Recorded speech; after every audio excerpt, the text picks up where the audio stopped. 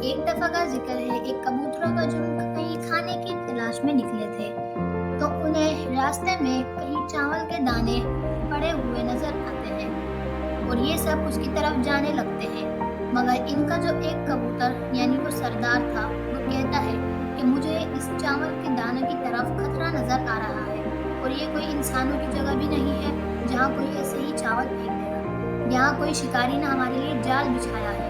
मगर कोई भी इसकी बात नहीं सुनते और कहते हैं कि खाना हमारी आंखों के सामने है और हम सब भूखे हैं, मगर हम क्यों नहीं खाएं इस खाने को। और वो सब इसकी तरफ जाने लगते हैं और इस सरदार की बातों को भी नहीं सुनते। चावल के दाने खाने के लिए जाते हैं, वहीं पर असली में ही जाल होता है और वो सब उसके अंदर फंस जाते हैं।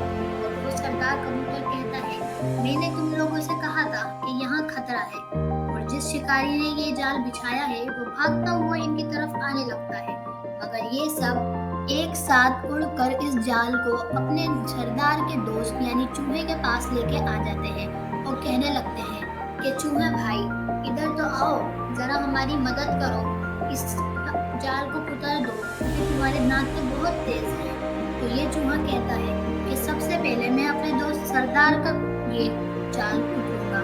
लेकिन वो कहते हैं नहीं, सरदार का नहीं, तुम पहले मेरे बाकी कबूतर यानी दोस्तों को उतारो। तो ये चूहा एक एक करके सारे कबूतरों के नीचे से जाल पकड़ लेता है और ये सब इस चूहे का शुक्रिया अदा करके वहां से उड़ जाते हैं।